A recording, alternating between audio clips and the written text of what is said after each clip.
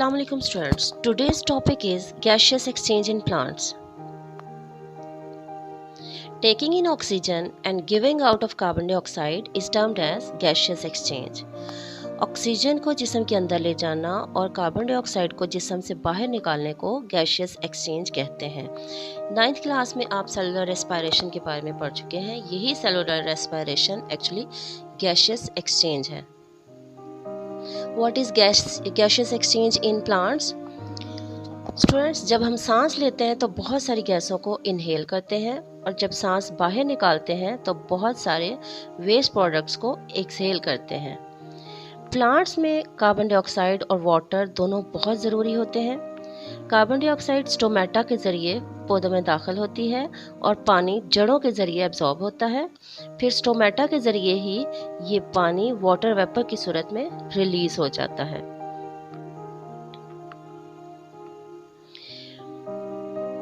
पौधों के पास गैसों के एक्सचेंज के लिए कोई ख़ास ऑर्गन या सिस्टम मौजूद नहीं होता। प्लांट्स का हर एक सेल अपने तौर पर गैसों को माहौल के साथ एक्सचेंज करता है। छोटे पौधों में जैसा कि मोसेस वगैरह में पत्ते चूँकि बहुत पतले और छोटे होते हैं, इसलिए गैसें डिफ्यूजन के अमल से अंदर और बाहर मूव करती हैं। कॉम्प्लेक्स प्लांट्स में पत्तों में और यंग स्टेम्स के एपिडर्मिस में स्टोमेटा होते हैं।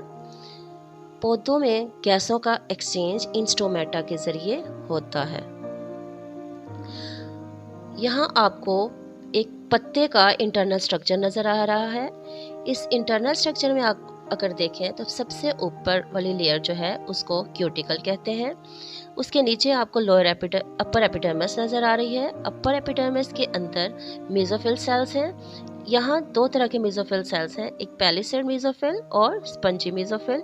अब पैलिसेड मेसोफिल और स्पंजी मेसोफिल के दरमियान आपको एयर स्पेसेस नज़र आ रही हैं। यही एयर स्पेसेस जो हैं वो गैसों के एक्सचेंज में मदद देती हैं। सबसे नीचे आपको लोअर एपिडर्मिस नज़र आ रही है। इस लोअर एपिडर्मिस में स्टोमेटा मौजूद होते हैं।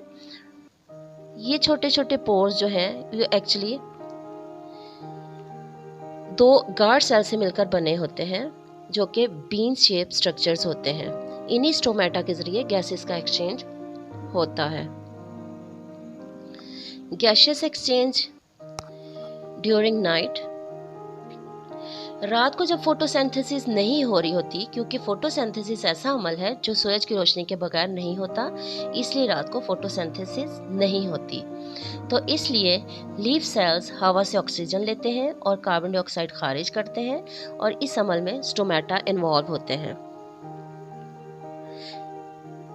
दिन के दौरान में जब पत्तों के मेसोफिल सेल्स में फोटोसिंथेसिस और रेस्पिरेशन साथ साथ हो रही होती हैं, तो जो ऑक्सीजन फोटोसिंथेसिस के दौरान बन रही होती है वो पत्तों में रेस्पिरेशन के लिए इस्तेमाल हो जाती है। इसी तरह रेस्पिरेशन के दौरान जो कार्बन डाइऑक्साइड पैदा होती है वो फोटोसिंथेसिस में इस्तेमाल हो जाती है।